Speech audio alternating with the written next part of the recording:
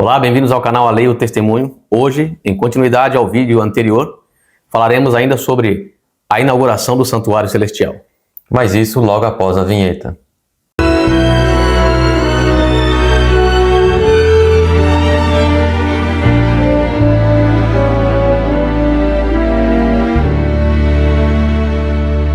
Então este é o último vídeo da série sobre a inauguração do Santuário Celestial. Então hoje veremos o passo a passo do dia da inauguração do Santuário Terrestre. Em primeiro, temos justamente a construção do tabernáculo. Em segundo, vemos justamente que Moisés tinha que lavar Arão e seus filhos e também colocar as suas vestes de sacerdote. Em terceiro lugar, encontramos justamente a unção do santuário terrestre e de Arão e seus filhos. Em quarto momento, vemos justamente os sacrifícios que ocorriam neste dia. E por fim, tanto o sumo sacerdote Arão e seus filhos ministravam no lugar santo. Então devemos encontrar esses elementos na inauguração do santuário celestial. Então, nosso primeiro texto está em Êxodo capítulo 40, verso 2. No primeiro dia do mês, levantarás o tabernáculo da tenda da congregação. E agora o verso 18 nos diz: Moisés levantou o tabernáculo, e pôs suas bases, e armou as suas tábuas, e colocou nele os seus varais, e levantou as suas colunas. Então vemos aqui que foi Moisés que levantou o tabernáculo terrestre. Hebreus 8, os versos 1 e 2. Ora, a suma do que temos dito é que temos um sumo sacerdote tal que está assentado nos céus à destra do trono da majestade, ministro do santuário e do verdadeiro tabernáculo, o qual o Senhor fundou e não o homem. Então, o santuário celestial é fundado por Deus. Agora, em Levítico, capítulo 8, o versos 5 e 6, nos diz: Então disse Moisés à congregação: Isto é o que o Senhor ordenou que se fizesse. E Moisés fez chegar Arão e a seus filhos e os lavou com água. Então aqui vemos que Moisés tem duas obras a fazer. A primeira é pregar ao povo e a segunda é lavar Arão e seus filhos. Agora Marcos capítulo 1, verso 4. Apareceu João batizando no deserto e pregando o batismo de arrependimento para a remissão dos pecados. João Batista começa pregando, assim como Moisés também pregou para a congregação. Em Mateus 3, o verso 1 e 2 também nos diz: E naqueles dias apareceu João o Batista pregando no deserto da Judeia e dizendo: Arrependei-vos, porque está próximo o reino dos céus. Próximo texto, em Mateus capítulo 3, os versos 13 a 17. Então veio Jesus da Galiléia ter com João, junto do Jordão, para ser batizado por ele. Mas João opunha-se-lhe, dizendo: Eu careço de ser batizado por ti, e vens tu a mim? Jesus, porém, respondendo, disse-lhe: Deixa por agora, porque assim nos convém cumprir toda a justiça. Então ele o permitiu. E sendo Jesus batizado, subiu logo da água. Então vemos que Arão e seus filhos tiveram que passar pelas águas, assim como Cristo também passou pelas águas do Jordão. E um detalhe interessante é que Jesus nos diz: Porque assim nos convém cumprir toda a justiça.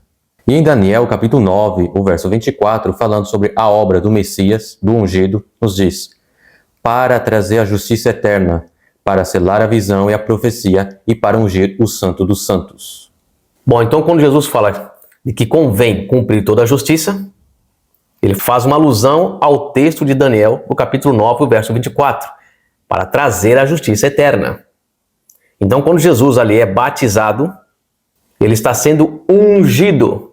E essa é a unção que Daniel fala no capítulo 9, verso 24, ungir o Santo dos Santos. O Santo dos Santos é Jesus. Agora em Levítico, capítulo 8, verso 10 e 12, nos diz: Então Moisés tomou o azeite da unção e ungiu o tabernáculo e tudo que havia nele e o santificou. E dele aspergiu 7 vezes sobre o altar e ungiu o altar e todos os seus utensílios, como também a pia e a sua base para santificá-las. Depois derramou do azeite da unção sobre a cabeça de Arão e ungiu-o para santificá-lo. Aqui vemos que Moisés ungiu tanto o tabernáculo quanto o Arão. E agora em Mateus capítulo 3, versos 16 e 17. E sendo Jesus batizado, subiu logo da água. E eis que se lhe abriram os céus, e viu o Espírito de Deus descendo como pomba e vindo sobre ele. E eis que uma voz dos céus dizia: Este é o meu Filho amado, em quem me comprazo. Agora Jesus aqui é ungido sacerdote, assim como Arão foi. E agora em João capítulo 2, o verso 19 e 21, nos diz: Jesus respondeu e disse-lhes: Destruí este templo e em 3 dias o levantarei. Mas ele falava do templo do seu corpo. Então aqui Jesus associa o seu corpo como sendo o templo de Deus. Então Jesus foi ungido sacerdote e templo. Por isso que o texto de Daniel dizia ungir o santo dos santos. Notemos que o santuário terrestre precisava de uma unção para que ele pudesse se tornar santo. Por quê? Porque foi feito por homens falhos com materiais perecíveis numa terra de pecado. O santuário celestial, ele é de origem santa, foi Deus quem o fez, com material não perecível. Ele não necessita de unção, ele já é santo por natureza. Então a etapa seguinte era justamente os sacrifícios.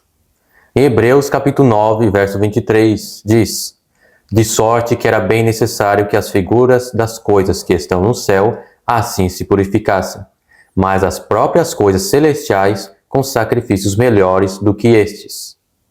Então, um perfeito sacrifício para um perfeito tabernáculo. E agora, Mateus capítulo 27, os versos 50 e 51. E Jesus, clamando outra vez com grande voz, rendeu o espírito. E eis que o véu do templo se rasgou em 2, de alto a baixo, e tremeu a terra e fenderam-se as pedras. Então, o sacrifício de Cristo foi para o santuário celestial. E aqui o terrestre perde o seu uso. Então significa que o santuário celestial já estava inaugurado. Porque depois da inauguração, acontece o sacrifício.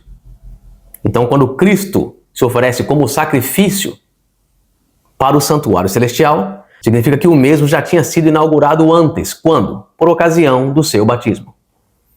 Quando notemos algo interessante. Moisés era levita, profeta e irmão de Arão. João Batista era levita, profeta e primo de Jesus. O que isso tem a ver? Agora em Lucas capítulo 7, o verso 26 ao 28.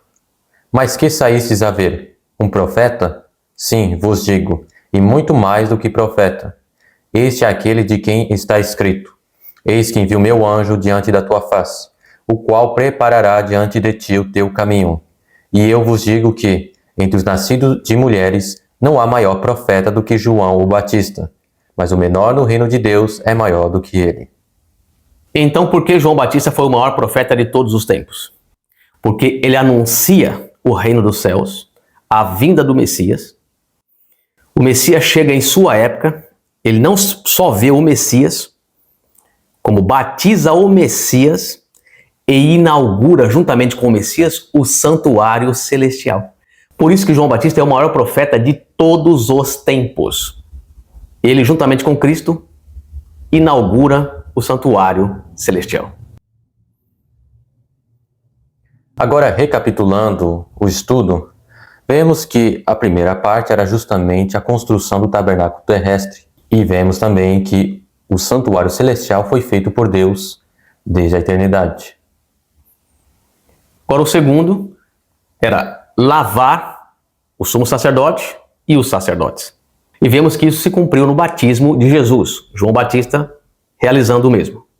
Num terceiro momento, vemos a unção do santuário terrestre e de Arão e de seus filhos.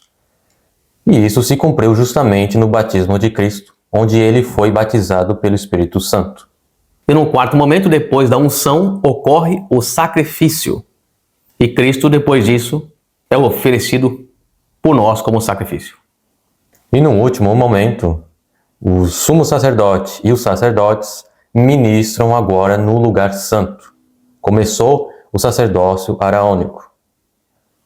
E vemos que Cristo, ao ascender ao céu, ele justamente entrou no santuário, no lugar santo.